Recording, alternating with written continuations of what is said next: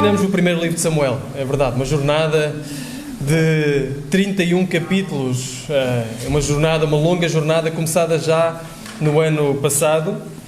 O primeiro livro de Samuel termina hoje e vocês dizem? Oh, é verdade.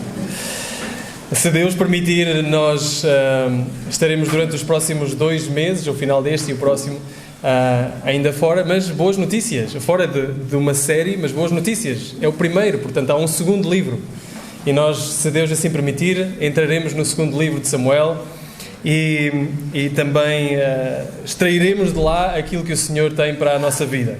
Então hoje nós estaremos nos últimos 3 capítulos, capítulo 29, capítulo 30 e capítulo 31.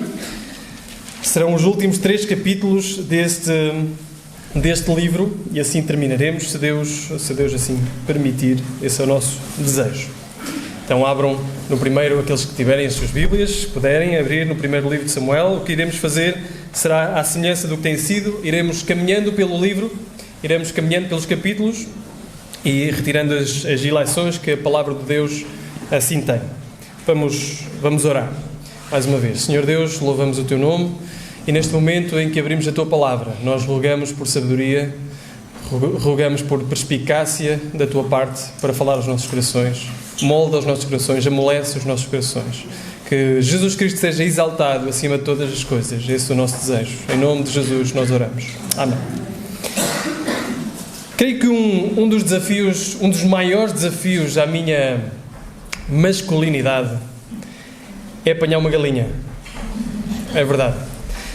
Não sei se é por algum trauma que eu tenha tido em criança, mas não é por medo. Aliás, eu tento vencer e resistir a isso.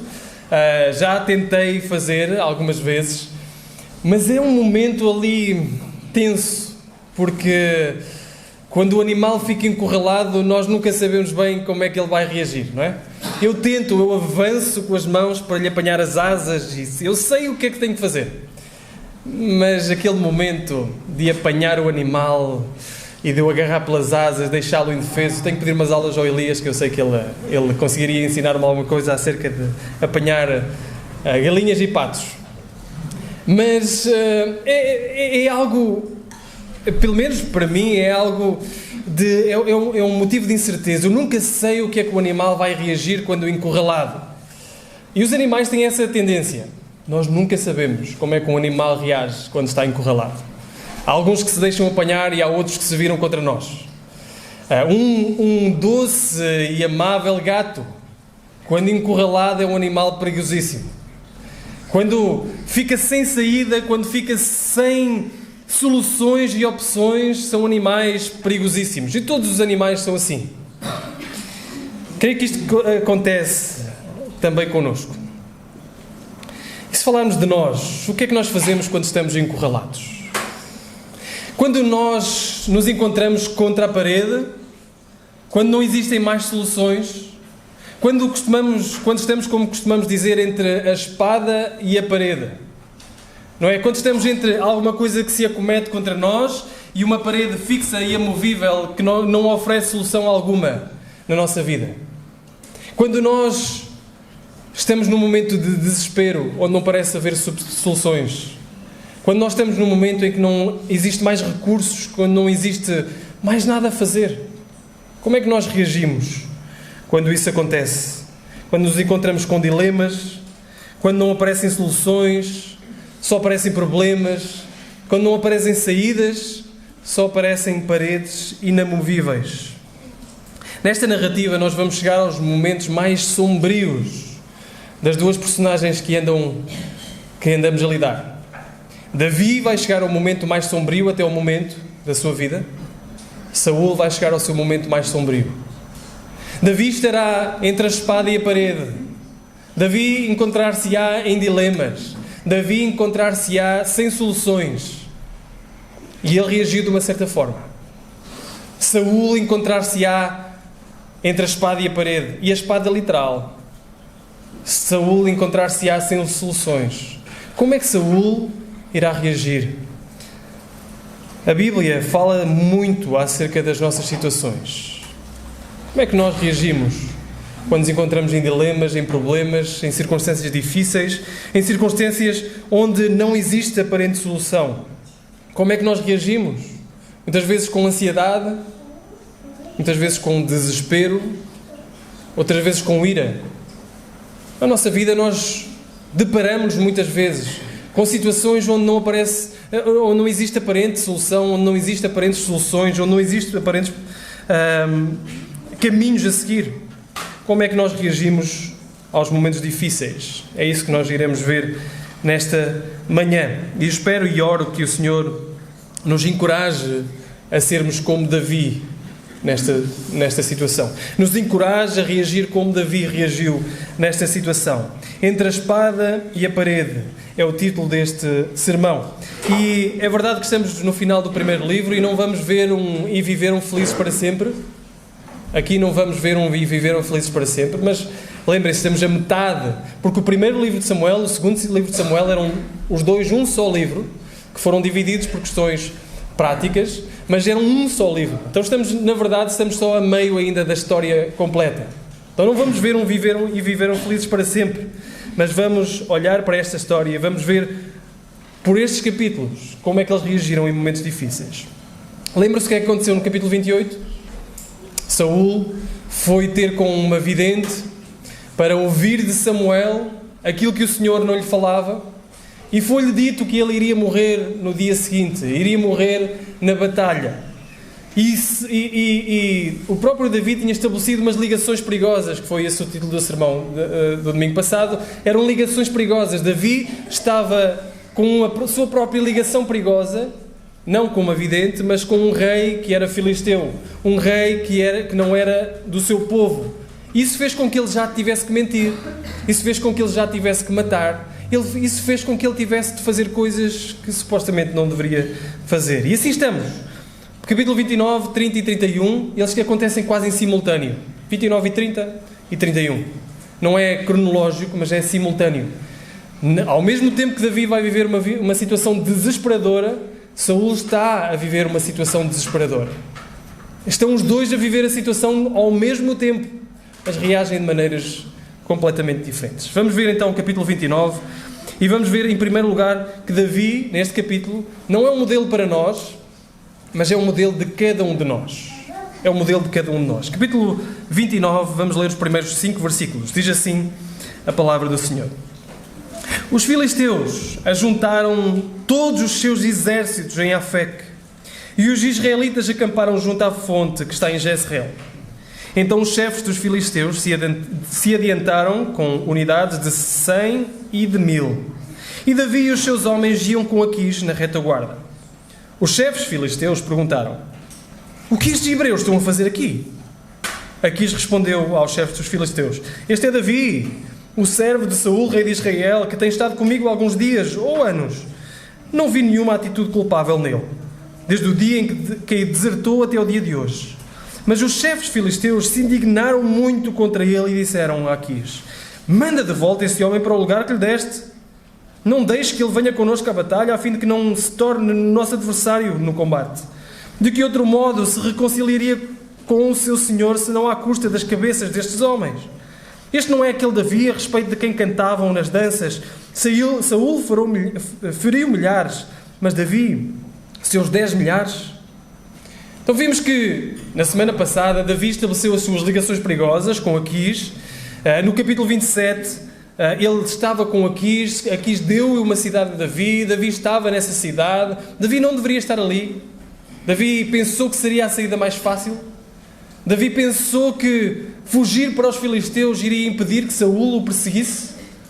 Mas fez com que Davi se colocasse numa situação difícil, como dissemos e já repetimos. Ele teve que mentir, ele teve que matar e não deixar testemunha alguma. Ele estava numa situação realmente difícil. E agora, porque era servo de Aquis, e Aquis foi para a luta, Aquis teve que o trazer. Mas a luta agora é contra o seu próprio povo. A luta que Aquis vai lutar é a luta contra o povo de Israel. E lá no final do exército vinha Davi, o futuro rei de Israel, para atacar os filisteus. Ele estava num dilema enorme. Um dilema porque ele não podia dizer que não queria ir lutar, porque ele tinha prometido ser servo de Aquis. Não queria ir lutar porque, na verdade, a sua lealdade não era para com Aquis, mas era para com o seu povo. Por isso, podia-lhe custar a vida. Por outro lado, se ele lutasse com Aquis, o que iria acontecer era um suicídio político. Porque não esperem que Davi iria lutar contra os israelitas e depois ia se tornar rei dos israelitas. Isso não iria acontecer. Eles iriam lembrar-se, não é este que nos atacou? Não foi este que veio e atacou-nos juntamente com os filisteus? Então Davi estava num dilema. Davi foi encurralado. Davi estava contra a espada e a parede. Davi não podia fazer nada em relação a isso porque não tinha saída aparente. Ele, por um lado, não podia dizer a Aquis que não queria lutar. Por outro lado, não podia lutar também. Aparentemente não havia qualquer solução. Mais uma vez, e frisando aquilo que o Daniel já disse na semana passada, cuidado e muito cuidado com as ligações perigosas que nós estabelecemos. Porque ao estabelecermos ligações perigosas, nós iremos estar-nos a sujeitar, mais cedo ou mais tarde, a dilemas na nossa vida. Quando nós estabelecemos ligações com outros que não devemos estabelecer, quando nós atamos as nossas mãos nestas ligações, mais tarde ou mais cedo vamos ser obrigados a escolher e enfrentamos dilemas que muitas vezes não conseguimos sair. Então Davi atou-se a esta dificuldade pelo seu próprio pecado. O que é que Deus então fez por Davi? Deus fez por Davi o que Davi não conseguia fazer. Davi estava numa situação em que não conseguia sair daí. Não conseguia sair, porque por um lado não podia fazer uma coisa, por outro lado não podia fazer a outra, não sabia o que é que havia de dizer e responder ao rei Aquis. Então o que é que Deus fez por Davi? Deus fez o que Davi não conseguia. Deus virou os filisteus contra eles próprios. Os filisteus eram compostos por 5 cidades-estado. E essas 5 cidades-estado, cada um tinha o seu capitão, cada um tinha o seu general. E quando iam à guerra, juntavam-se todos, iam todos à guerra. E desses capitães, eles começaram a olhar e dizer assim, então mas espera lá, Aquis, quem é esse que vem contigo? Eles começaram a virar-se e, no fundo, Aquis foi obrigado politicamente a dispensar Davi, uma coisa que ele não conseguia fazer por si mesmo. Deus foi misericordioso para com Davi. Ofereceu-lhe uma solução quando ele não tinha solução. Ofereceu-lhe misericórdia quando ele não merecia sequer misericórdia. Eles começaram a olhar, então isto pode ser uma oportunidade para Davi se voltar na guerra. Davi finge que está connosco, chega à guerra, junta-se aos outros, mata-nos a nós e depois ele é aclamado rei. Segue-se então a resposta de Aquis, versículo 6. Então Aquis chamou Davi e lhe disse, assim como vive o Senhor, tu és justo, e eu me agrado que combatas comigo, pois nada vi de culpável em ti, desde o dia em que vieste estar comigo, até o dia de hoje. Mas os chefes não se agradam de ti. Volta agora, vai em paz, para não desagradares aos chefes filisteus. Davi disse a Aquis, porquê que fiz eu? Que achaste no teu servo desde o dia em que vim estar contigo até o dia de hoje, para que eu não vá lutar contra os inimigos do rei, meu senhor? Mas Aquis respondeu a Davi, eu sei que tens sido tão bom quanto um anjo de Deus para comigo, porém os chefes dos filisteus disseram, este homem não subirá connosco à batalha. Levanta-te amanhã de madrugada, tu e os servos do teu senhor que vieram contigo, e quando levantares de madrugada podereis partir assim que houver luz. Davi e os que seguiam de madrugada, a fim de participarem pela manhã e voltarem à terra dos filisteus. Os filisteus subiram a Jezreel. A ironia aqui é fantástica, porque Aquis olha para ele e diz assim, tu se foste tão fiel comigo, tu tens sido tão bom para comigo, e nós sabemos que isso é mentira. Sabemos pelos capítulos anteriores que Davi não foi assim tão fiel. Davi não seguiu aquilo que na verdade dizia ao rei Aquis. Ainda assim, Davi foi miraculosamente liberto do seu dever de lutar contra o povo. Mas quase que ele tentava, ou parecia que ele tentava ir mesmo, não é? O que é que Davi diz? Quando Aquis diz assim, pronto, vai para casa, não tens que ir, os servos não te deixam ir, vai para casa, vai à tua vida. O que é que Davi diz? Eu? Por favor, eu não tenho feito nada de mal. O que é que achaste de mal de mim? Deixa-me ir lutar. É quase como aquelas pessoas que estão cheias de fome em casa de alguém e alguém lhes diz assim: senta-te aí, eu vou fazer um lanche. Não quero. Não quero disso. Não é? Cheios de fome, cheios de vontade de sentar. Mas não te incomodes. Não... Vá lá, pronto, ok, eu sento. Era mais ou menos isso que estava a acontecer com Davi. Davi quase que finge querer realmente ficar, mas na verdade ele não queria ficar. Ele estava num dilema que Deus lhe providenciou essa mesma saída para ele sair. Deus estava a operar. Deus estava a salvar Davi desta situação desesperante. Deus estava a trazer socorro divino. Aqui nesta história, Davi merece toda a culpa e Deus todo o crédito. Quando é que foi a última vez que tu cavaste um buraco para ti mesmo no qual não conseguias sair? Quando é que foi a última vez que tu foste tão fundo que percebeste que não existiam mais soluções?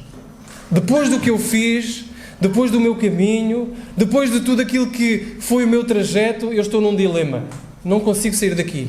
Não tenho forças para sair daqui. Não tenho recursos para sair daqui. Não tenho caminho para sair daqui. Quando foi a última vez que o teu próprio pecado te levou a um buraco do qual não conseguias sair? Neste capítulo, como disse, Davi não é um modelo para nós, mas Davi é um modelo de cada um de nós. Nós cavamos buracos do qual não conseguimos sair. Nós precisamos da ajuda divina e precisamos da ajuda divina. Nós precisamos da misericórdia de Deus. O que é que diz o Salmo 23, que tão bem conhecemos? Certamente a bondade e a misericórdia do Senhor me seguirão, me perseguirão, correrão atrás de mim, me chegarão até mim, me resgatarão. E é isso que acontece com Davi, é isso que acontece na nossa vida. Muitas vezes encontramos-nos em situações difíceis por culpa própria. E ainda assim o Senhor vai até nós, nos vai buscar, estende misericórdia, estende a corda, nos tira, nos oferece uma solução que nós aparentemente não víamos. É isso que acontece com Davi. Capítulo 30. E agora Davi torna-se um modelo para nós. Há pouco era um modelo de nós, agora torna-se um modelo para nós. Capítulo 29 termina com Davi e os seus homens a serem enviados. São enviados para fora da batalha. Imaginem, o exército filisteu caminha agora para lutar contra Israel. E, no sentido contrário, Davi larga o exército e vai para Ziclag.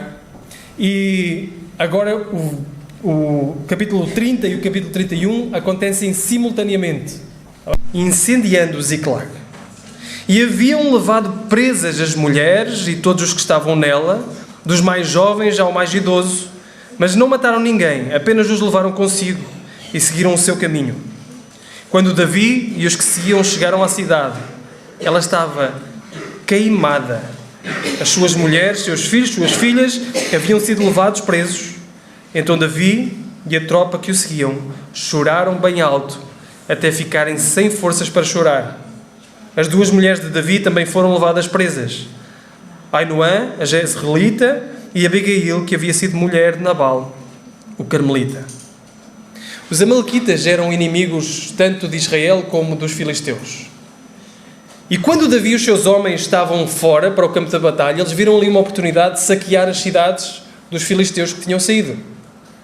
E foram até Ziclag, que era onde estavam as pessoas que pertenciam a Davi, as esposas, mulheres, filhos, mais idosos, aqueles que não podiam ir para a batalha, e saquearam a cidade, roubaram a cidade, pilharam a cidade e levaram presos aqueles que eram os seus queridos.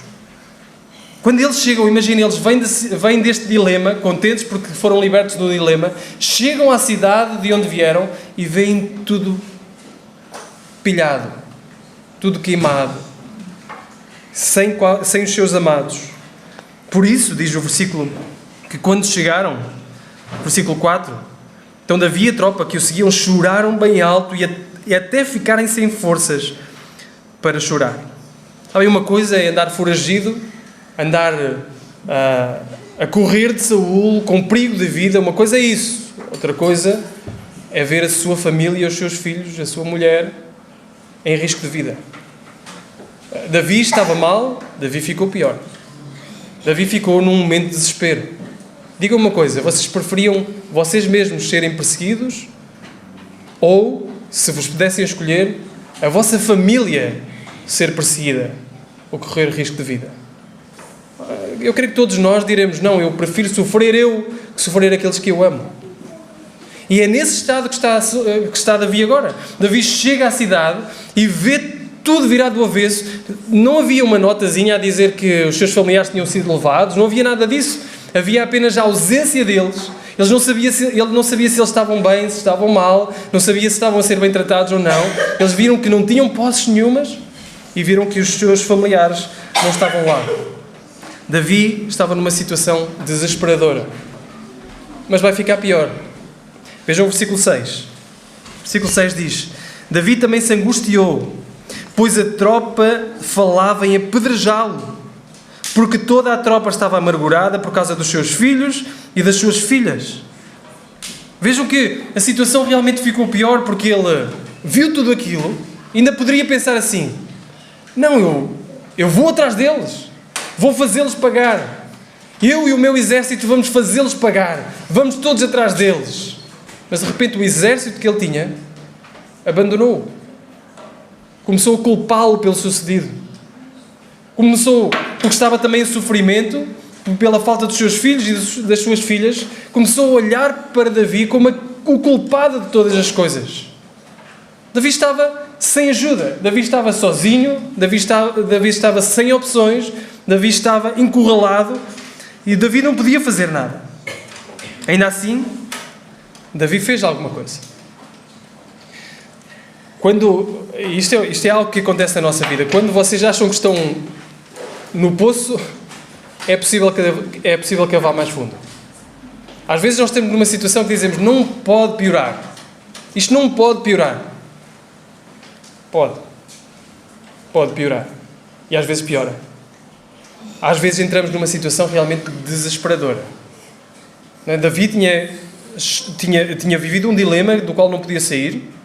Chegou a casa, viu que não tinha posses, viu que tinha perdido tudo, inclusive os seus familiares e aqueles que amava, os seus filhos, as suas esposas. E ainda podia ficar pior, porque depois de repente toda a gente o abandonou. Ninguém queria saber dele, corria o risco da sua própria vida, era o culpado de toda a situação.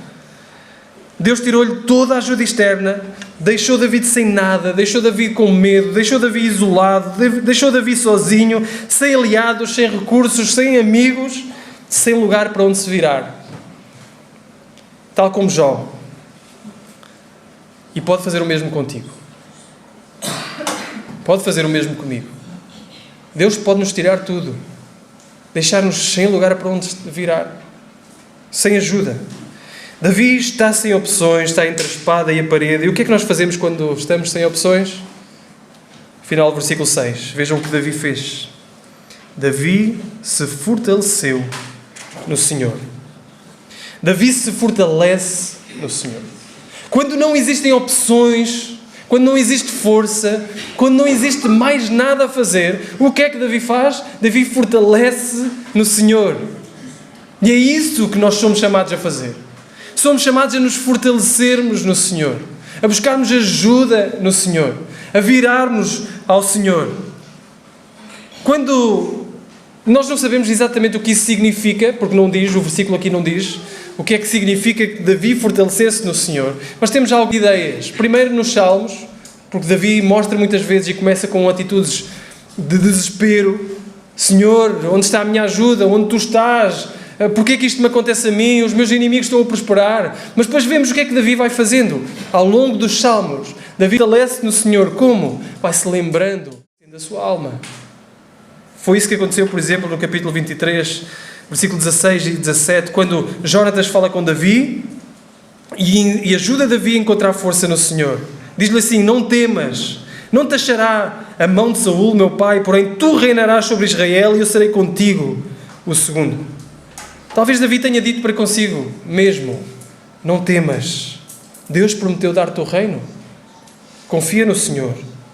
Deus será fiel às suas promessas. Deus prometeu a Davi que seria rei, então ele fortalece no Senhor, conhecendo, lembrando-se da fidelidade do Senhor, lembrando-se quem Ele é.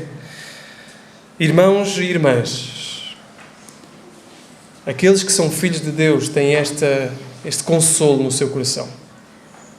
Quando estás numa situação desesperadora, sem solução aparente, de sofrimento, de dilema, fortalece-te no Senhor. Lembra-te quem é o Senhor. Lembra-te das promessas do Senhor. E lembra-te que Deus é fiel para cumprir as suas promessas. Ele prometeu guardar-nos até ao fim. Lembra-te disto. Uma das maneiras de nós fazermos isto é lermos e orarmos a palavra. Há pouco lemos Romanos 8. Que maravilha! Romanos 8 é um capítulo fantástico, magnífico. Nós, se orarmos aquilo que lá está, nós podemos fortalecer a nossa alma, fortalecer o nosso coração, amolecer o nosso coração e confiar no Senhor. Ora a palavra, lê a palavra, fortalece-te no Senhor. E considera também o quão importante este tempo agora é. Considera o quão importante a adoração conjunta semanal é. Considera a importância da igreja. Considera que quando nós oramos juntos, quando nós cantamos juntos, quando nós ouvimos a palavra juntos, nós estamos-nos a fortalecer no Senhor. Juntos. Não deixes de te congregar para te fortalecer fora daquilo que é a congregação. Às vezes o nosso coração está em sofrimento e nós pensamos, não, eu não vou.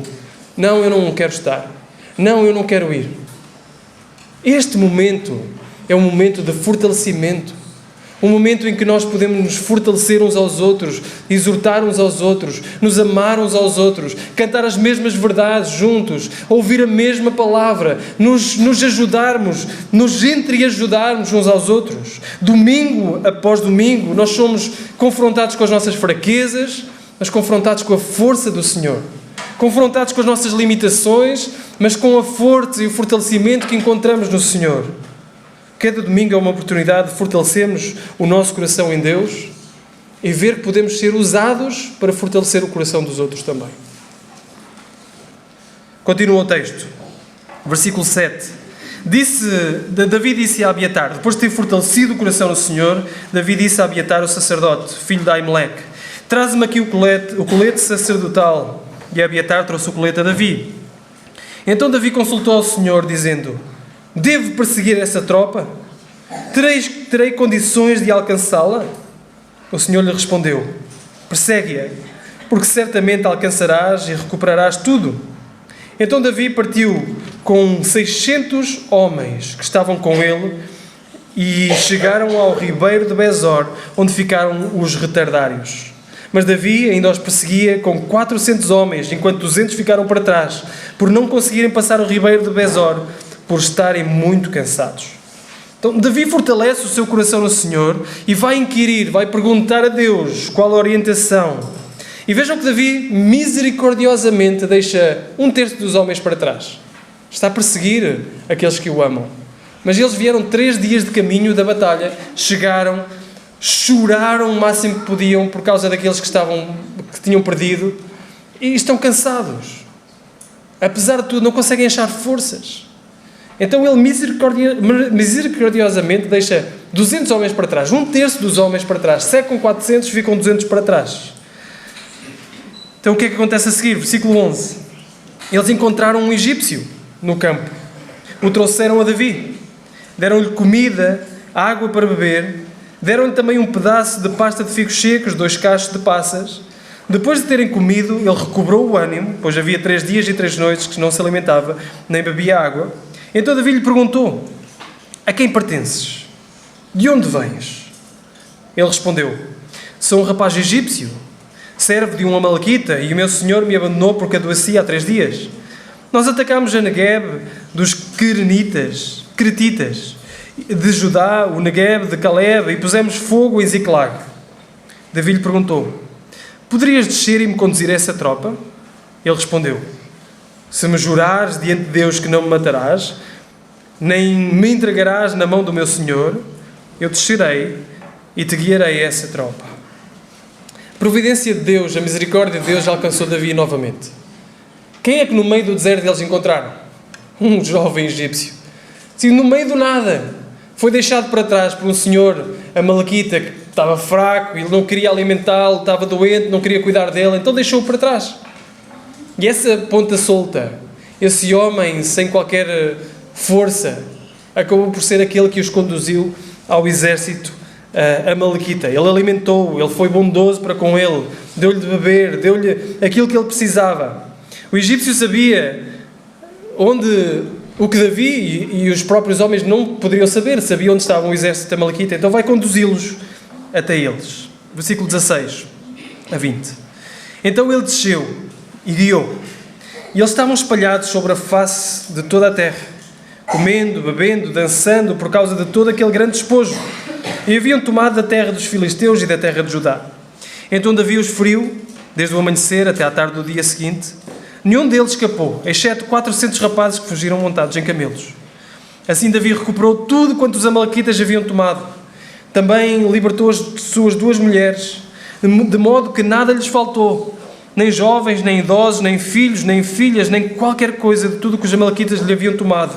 Davi trouxe tudo de volta. Davi lhes tomou também todos os seus rebanhos e manadas, e a tropa os levava adiante de outro gado e dizia: este é o despojo de Davi. Tudo é recuperado, nada falta. Mulheres, filhos, crianças, idosos, despojo, tudo isto é recuperado. E uma reviravolta impressionante, porque há pouco tempo eles estavam a decidir se apedrejavam ou não Davi. Ele fortalece o coração no Senhor. Agora as mesmas vozes, em vez de pedir o apedrejamento de Davi, estão a clamar: este é o despojo de Davi, esta é a vitória de Davi. Foi isto que ele ganhou para si ao confiar em Deus. Mas vejam o que vem a seguir, versículo 21. Quando Davi chegou aos 200 homens, que não puderam segui-lo por causa do cansaço, e que foram obrigados a ficar à margem do ribeiro de Besor, estes saíram ao encontro de Davi e da tropa que vinha com ele. E aproximando-se deles, Davi os cumprimentou em paz. Então todos os homens maus e inúteis, dentre os que haviam ido com Davi, disseram: visto que não foram connosco, não repartiremos nada do despojo que recuperamos, senão a cada um da sua mulher, seus filhos, para que os levem e se retirem. Mas Davi disse: não, meus irmãos, não fareis isso com o que o Senhor nos deu. Ele nos guardou, entregou a tropa que vinha contra nós nas suas mãos. Quem concordaria com isso? A parte dos que ficaram com a bagagem será a mesma dos que foram lutar. Todos receberão em partes iguais. Assim ficou estabelecido por estatuto e direito em Israel, naquele dia até ao dia de hoje. Quando eles voltaram com o despojo e olharam para aqueles que não foram lutar, a primeira coisa que lhes passou pela mente é: não. Vocês levam as vossas esposas e os filhos, isso pertence-vos. Mas o que é dinheiro, o que é despojo, o que são cabras, cabritos e coisas que nós ganhamos, isto é nosso despojo. Enriquecemos à custa do nosso esforço. Vocês não quiseram ir lutar, vocês ficaram para trás. Mas Davi não concorda com isso. Davi diz: aqueles que ficaram para trás vão receber exatamente o mesmo que aqueles que foram lutar. Porquê é que Davi faz isto? Primeiro, porque Davi reconhece efetivamente quem ganhou a vitória. Davi reconhece que a fonte da vitória é o próprio Deus. Ele próprio diz: foi Deus que nos deu. Foi Deus que nos estabeleceu. O Senhor nos deu, diz o versículo 23. Não fareis isso com o que o Senhor nos deu. Foi o Senhor que nos deu a vitória, foi o Senhor que nos deu o despojo, foi o Senhor que nos deu aquilo que temos. Portanto, nós vamos repartir de forma igual. E Davi também percebeu o que é que uniria os homens. Eles agora são todos iguais. São soldados deste Davi. Ele liderou os homens com paciência, com persuasão, com ensino. E em todas estas maneiras de agir, Davi está a ser efetivamente o modelo de líder. Mas Davi é uma sombra daquele que é o verdadeiro líder. Daquele que é o verdadeiro rei. Davi é uma sombra de Jesus. A Bíblia diz que Jesus ganhou para nós uma vitória. Uma vitória tremenda. Lemos isso mais uma vez em Romanos 8. A vitória é de Jesus. A vitória sobre o pecado não é nossa. A vitória sobre o nosso grande inimigo não é nossa. A vitória não veio da nossa capacidade.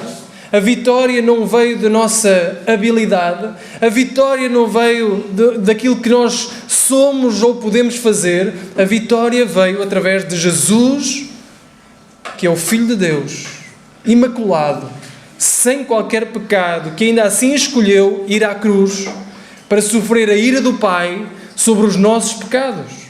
A vitória é dele. A vitória não é tua, a vitória é dele. E nós somos co-participantes dessa mesma vitória. E o que é que Jesus fez com o despojo da vitória? O que é que Jesus fez com aquilo que granjeou da vitória? Nós fizemos alguma coisa? Nós somos os soldados que fomos lutar? Nós fomos os soldados que foram lá buscar a vitória e ganharam a vitória? Não fomos. Nós fomos os que ficámos para trás. Nós fomos aqueles que ficaram cansados, que não conseguiam continuar. Ainda assim, Jesus reparte connosco, fracos, a sua própria vitória. Este é o verdadeiro líder.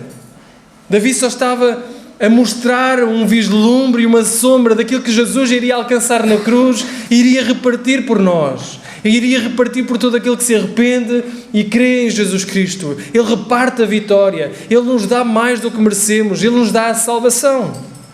Se tu nunca creste em Jesus, volta hoje. Vira-te hoje para Jesus. Jesus quer repartir o despojo da vitória contigo. Jesus quer dar-te a salvação. Jesus quer dar-te aquilo que tu não podes alcançar por ti mesmo.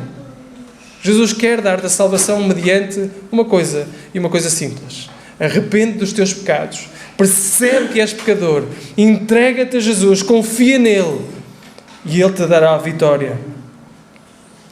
Jesus não só morreu, ressuscitou e ascendeu aos céus. E agora reina. Sabem que não é somente que já é uma grande vitória que alcançamos.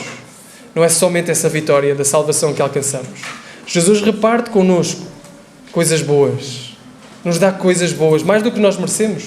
Jesus reparte connosco o despojo. Ele não só derrama o seu Espírito na nossa vida, como depois também nos dá coisas boas. Vejam o que diz Efésios capítulo 4, versículo 8. Efésios capítulo 4, versículo 8.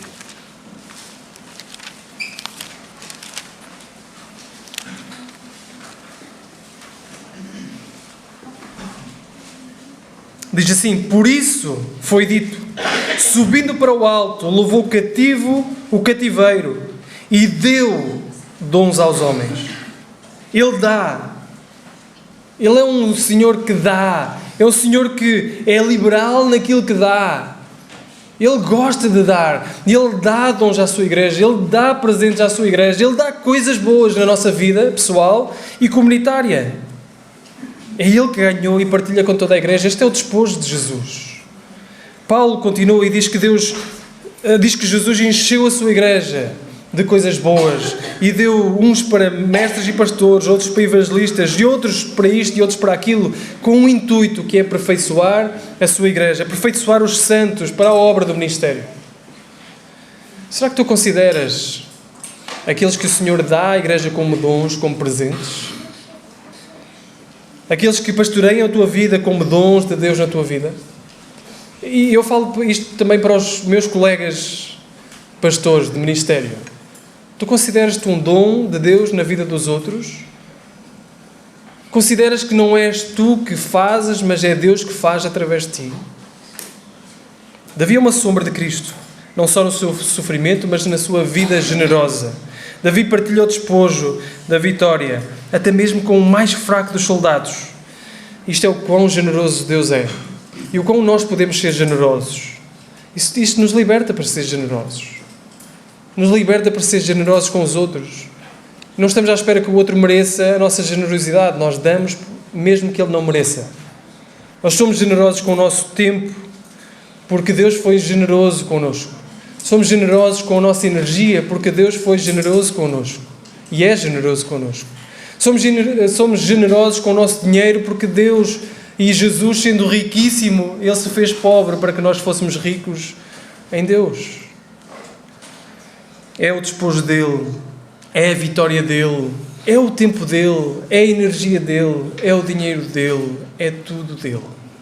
E por isso, nós somos meros administradores e devemos seguir isso. Terminamos este capítulo e vejam diz que, versículo 25, assim, isso ficou estabelecido por estatuto e direito em Israel daquele dia até de hoje.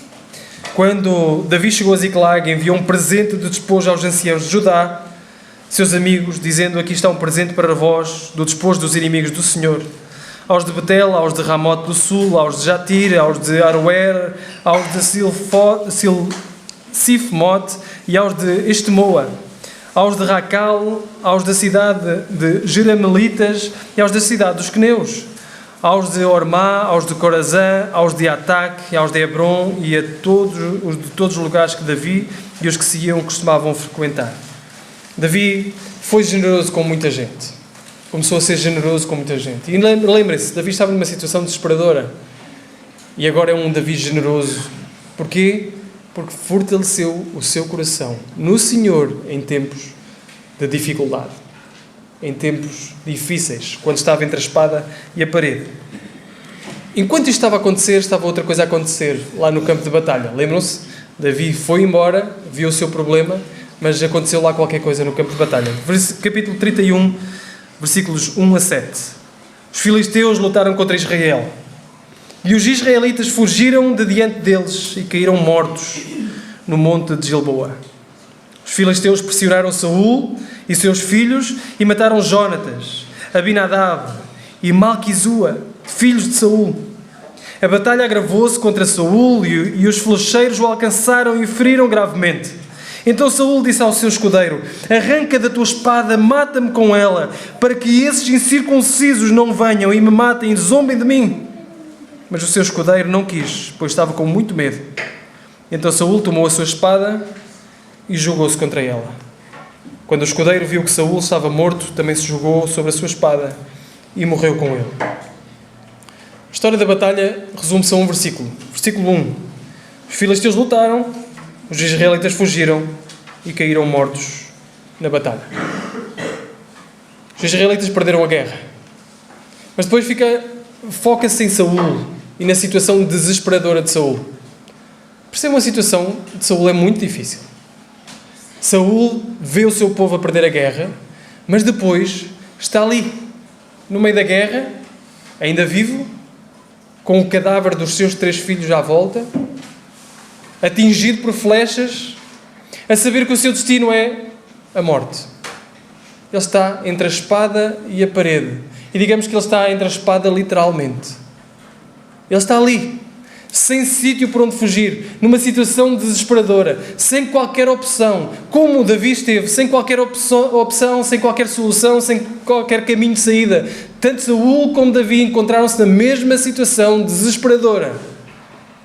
Talvez seja agora que Saul, depois de viver uma vida não arrependida, com falta de arrependimento, talvez seja agora, no momento de desespero e no último suspiro da sua vida, que se volte para o Senhor arrependido. Mas foi isso que aconteceu. Ele estava desesperado. Era a oportunidade dele dizer: Senhor, eu entrego-me nas tuas mãos. Eu sei que fui um homem que fugiu de ti. Eu sei que fui um homem que quis fazer a minha vontade. Eu sei que fui um homem que coloquei-me no trono da minha vida, não só no trono de Israel, mas coloquei-me no trono da minha vida e quis fazer a minha vontade em vez da tua. Mas agora, Senhor, tem misericórdia de mim e salva-me. E se não me salvares das mãos dos filisteus, eu entrego-me na mesma na tua soberania. Não foi isso que ele fez. Saul, no último momento de vida, ainda assim quis controlar tudo à sua volta. Saul, no último suspiro da sua vida, quis ser ele a controlar todas as circunstâncias, em vez de se entregar soberanamente àquele que controla todas as circunstâncias. Então pediu ao seu escudeiro: mata-me, por favor, mata-me. Prefiro eu morrer do que morrer à mão dos filisteus. E o escudeiro disse: não, eu não posso tocar no ungido do Senhor, eu não posso matar o ungido do Senhor. Ele diz: então eu faço isso. Pegou na espada e lançou-se para cima da espada. E ali morreu, tirou a sua própria vida. Isto não é um ato justificado de autoproteção. Nunca é moralmente correto tirar a sua própria vida. Nunca é moralmente correto suicidar-se, porque antecipamos um sofrimento presente ou futuro. Aqui nós vemos o caráter consistente de Saul. Saul está a controlar a todo custo as circunstâncias e tentar dobrá-las a seu favor. E esta é a diferença que faz ter ou não ter Deus em momentos de desespero. Esta é a diferença que faz no momento de desespero total, onde Davi está prostrado a pensar que mataram os seus familiares, levaram-nos e o seu povo está contra ele. No momento de desespero, ele fortalece no Senhor. Mas aquele que se coloca no centro e no trono da sua vida, no momento de desespero, eles vão ficar sem salvação, sem esperança, sem solução. Ao ponto de tentar ainda controlar o ínfimo pormenor, que é o suspiro da sua alma. Enquanto Davi se fortaleceu em Deus, Saul não encontrou forças nele próprio e desistiu de viver. Amigos, fora de Deus não existe vitória. Fora de Deus não existe esperança. Fora de Deus não existe salvação. Fora de Deus não existe solução. Ambos desesperados, mas como é diferente ter Deus no momento de desespero. Como Deus faz diferença em momentos de desespero. Termina o capítulo a dizer: no dia seguinte, quando vieram para despojar os que haviam morrido, os filisteus acharam Saul e os seus 3 filhos tirados no monte de Gilboa. Então cortaram a cabeça de Saul e despojaram das suas armas, e enviaram pela terra dos filisteus em redor para anunciá-lo no templo dos seus ídolos e entre o povo. Puseram as armas de Saul no templo de Astarote, penduraram o seu corpo no muro de Bet-san.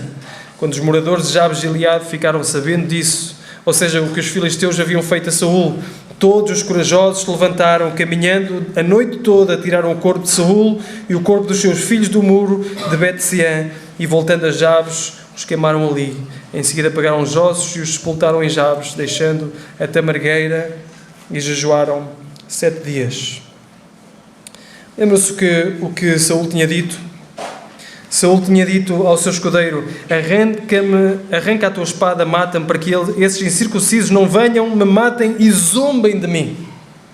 O que é que aconteceu com Saul?